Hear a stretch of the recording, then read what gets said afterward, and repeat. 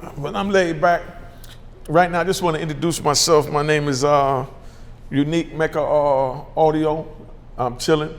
I'm starting my own podcast. You know, the podcast is going to be about, the struggles as far as what we've been through, as a family, as a unit, when they take the male figure out the household and put us in the judicial system.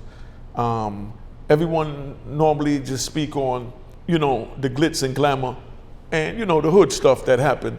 And everyone forgets about the voices of the children, the mothers of the children, the grandmothers, and just the immediate family members that had to go through losing things too, because it's very hard, man. It's very hard when you have a unit that's working and then you take out that central figure and expect it to still function, And especially being that they got us at such a young age, we didn't really know how to be parents at the time.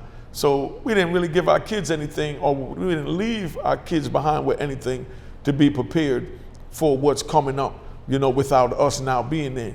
And we never expected to be gone for 30 years. I've been gone for 26 years. That's crazy. Like I said, my children, the youngest was 18 months, and the oldest was like 9. So put 26 on that, and you know how old they are now.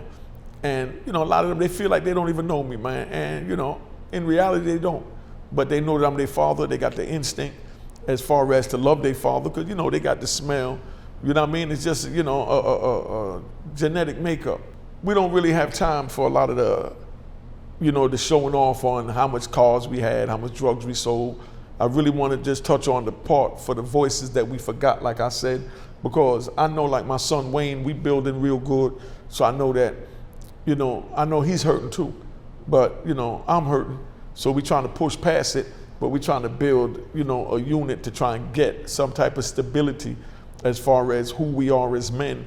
And so we could coincide and, and grow and elevate as father, son, and, most of all as men, because I left a child behind and I came home to a man, a grown man, and, same thing with my daughters. They were little girls when I left. I still see them as little girls. And I know a lot of other fathers understand where I'm coming from.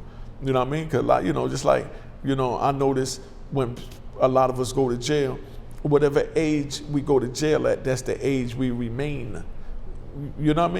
And when I say remain, I mean it's mentally to a degree, But we also elevate at the same time. Like me, I can still move like I'm 29, the age that I got locked up, And then I can sit back like I'm sitting back now and I can talk to you, as a 56-year-old man as I am today. And that's how long I've been gone, from 29 to here it is 56. So I have to really just balance it all out and know where I'm at with it.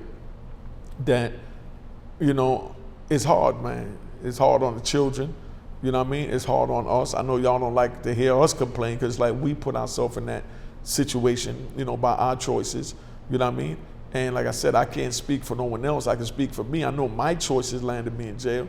And, from my choices landed me in jail, that's where I decided to try and give back something, but give back what I felt like, because I felt a lot of pain. And everyone is always like, man, Unique, you the man. You always happy. You never let nothing get you down. And a lot got me down, but I never allowed anyone to see it. That's me in that quiet time for me to reflect and get with myself.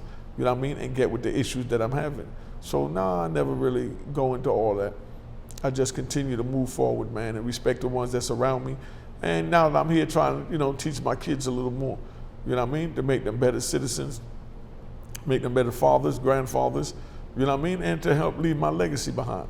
Because it's real hard, man. Like I said, it's real hard. I'm gonna keep using that word hard, but at the same time, it's a piece of cake when you have that family support. My intention is really with the podcast is to reach out and, like I said, touch those and, that's thinking about doing this, thinking about staying in the game and continue to hustle or, gang bang or break the law or whatever, to know that, it's nothing glamorous about it when they put you in that cage and take you away from your family, friends, and loved ones. I had to deal with that for 28 years, 26 years. Man, that's nothing nice, man. That's not nice at all. Holidays, trying to get a visit, to see your family and kids, seeing everyone else going out.